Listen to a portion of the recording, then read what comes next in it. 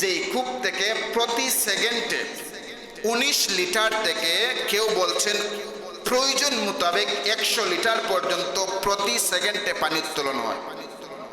আর একটু জোরে বলতে পারলেন না সুবহানাল্লাহ?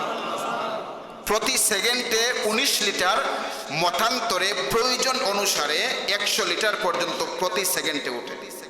এই হিসেবে 24 ঘন্টায় পানি উঠে 16,41,600 লিটার পানি, বলি সুবহানাল্লাহ। এত প্রচুর পরিমাণ পানি উত্তোলন করা হয়, কিন্তু সুতা পরিমাণ পানি কমে না, বলি সুবহানাল্লাহ। যেমন পানি ঠিক তেমনি আবার হয়ে যায়। আল্লাহ, এই পানিটা যে পান করে ওই পানিটা তার ক্ষুধা নিবারণ করে। এই পানি পান করলে আপনি যেই দোয়া করবেন আল্লাহ সেই দোয়া কবুল করবেন। শুধু তাই নয়, এই পানি পান করার পরে আপনার যদি কোনো বড় রোগও থেকে থাকে, আল্লাহ এই পানির উসিলায় আপনার এই রোগটাকেও তিনি মাফ করে দিতে পারেন, বলে সুবহানাল্লাহ।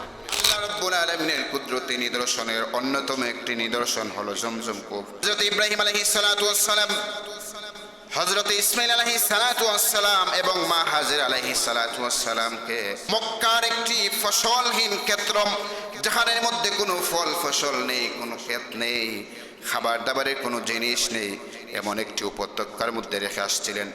আর দোয়া করেছিলেন, রব্বুল আলামিন, আমার সন্তানদের একাংশকে এই উপত্যকার মধ্যে রেখে গেলাম, তুমি তাদেরকে সাহায্য করিও। ইব্রাহিম আলাইহিস সালাতু ওয়াস সালাম, মা হাজেরা আলাইহিস সালাতু ওয়াস সালাম এবং ইসমাঈল আলাইহিস সালাতু ওয়াস সালামকে এই জায়গার মধ্যে রেখে গেলেন। সামান্য পানি ছিল সাথে।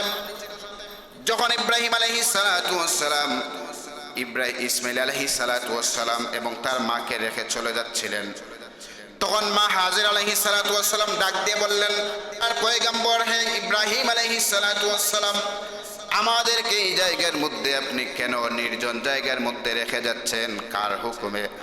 ইব্রাহিম আলাইহিস সালাতু ওয়াস সালাম তখন বলেছিলেন, হাজেরা, আমি আমার রবের হুকুমে তোমাকে এবং আমার সন্তানকে রেখে যাচ্ছি। মা হাজেরা আলাইহিস সালাতু ওয়াস সালাম শিশু সন্তানকে নিয়ে এখানেই দিন যাপন করতে লাগলেন। যত দিন যাচ্ছে ধীরে ধীরে খাবার ফুরিয়ে যাচ্ছে, পানি শেষ হয়ে যাচ্ছে। খাবার না থাকার কারণে, পানি না থাকার কারণে মা হাজেরা আলাইহিস সালাতু ওয়াস সালামের বুকের দুধটাও শেষ হয়ে গিয়েছে, আর বুকের মধ্যে কোনো দুধ নাই।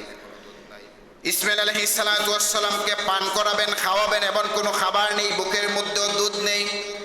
এমন সময় মা হাজেরা আলাইহিস সালাতু ওয়াস সালাম চিন্তা করলেন, এমন অবস্থায় যদি চলতে থাকে আমার কুলের সন্তান, শিশু সন্তানটাকে জীবিত রাখা যাবে না। এবার তিনি খাবারের সন্ধানে তিনি বের হলেন। তিনি চিন্তা করলেন, একটু আমি আশপাশে গিয়ে দেখি সেখান থেকে কোনো খাবার পাওয়া যায় কিনা। এবার তিনি দৌড় দিয়ে চলে গেলেন সাফা পাহাড়ের মধ্যে। সাফা পাহাড়ের মধ্যে যাওয়ার পরে তিনি চতুর্দিকে তাকালেন, সেখানে কোনো খাবার, কোনো জিনিস নাই, পানি নাই। এবার তিনি চিন্তা করলেন, আমার সন্তানকে অনেক সময় ধরে এই জায়গার মধ্যে রেখে আসলাম, জানি না আমার সন্তান কোন অবস্থায় আছে, তার কাছে চলে যাই। তিনি আবার যখন আসলেন সন্তানের কাছে, ইসমাঈল আলাইহিস সালাতু ওয়াস সালামের কাছে, আসার পরে তিনার ভিতরে সন্তানের প্রতি মহব্বত চলে আসে। আহারে, আমার সন্তান না খেয়ে আছে, তাকে খাবার দিতে হলে আমাকে পানি পান করতে হবে, খাবার খেতে হবে।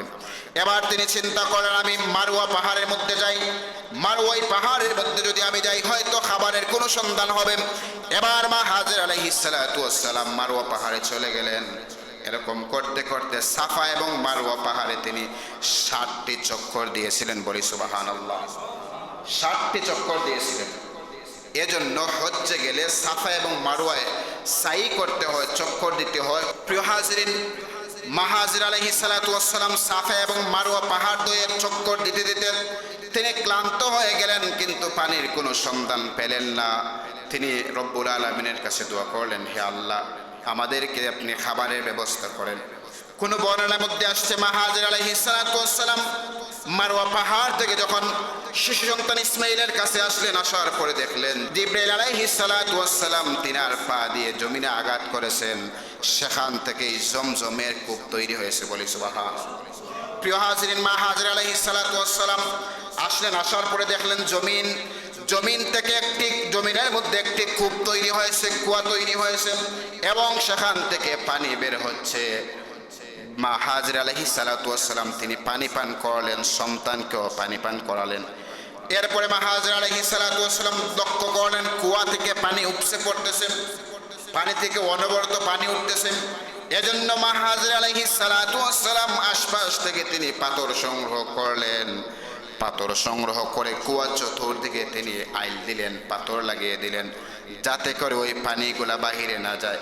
নবীজি আমার সাল্লাল্লাহু আলাইহি ওয়াসাল্লাম বলেছেন, যদি মা হাজেরা আলাইহিস সালাতু ওয়াস সালাম ওই সময় ওই জমজমের কূপের চতুর্দিকে যদি তিনি পাথর না দিতেন, তাহলে সমগ্র দুনিয়াকে এই জমজমের পানি ছুঁয়ে দিত। বলি সুবহানাল্লাহ। সমগ্র পৃথিবীকে এই জমজমের পানি ছুঁয়ে যেত। প্রিয় হাজরিন, এই যে জমজমের কূপ, সেই দিন থেকে এই জমজমের কূপটা তৈরি হয়েছে। প্রিয় হাজরিন, এই জমজমের কূপ এত ক্ষুদ্রটি একটি কূপ, যেই কূপ থেকে প্রতি সেকেন্ডে 19 লিটার থেকে কেউ বলছেন প্রয়োজন মোতাবেক 100 লিটার পর্যন্ত প্রতি সেকেন্ডে পানি উত্তোলন হয়। আর একটু জোরে বলতে পারলেন না সুবহানাল্লাহ? প্রতি সেকেন্ডে 19 লিটার, মতান্তরে প্রয়োজন অনুসারে 100 লিটার পর্যন্ত প্রতি সেকেন্ডে উঠে। এই হিসেবে 24 ঘন্টায় পানি উঠে 16,41,600 লিটার পানি। বলি সুবহানাল্লাহ। এত প্রচুর পরিমাণ পানি উত্তোলন করা হয়, কিন্তু সুতা পরিমাণ পানি কমে না। বলি সুবহানাল্লাহ। যেমন পানি ঠিক তেমনি আবার হয়ে যায়। আল্লাহু আকবার। এই পানি এত ফজিলতপূর্ণ পানি। এই পানিটা যে পান করে, ওই পানিটা তার ক্ষুধা নিবারণ করে। এই পানি পান করলে আপনি যেই দোয়া করবেন, আল্লাহ সেই দোয়া কবুল করবেন।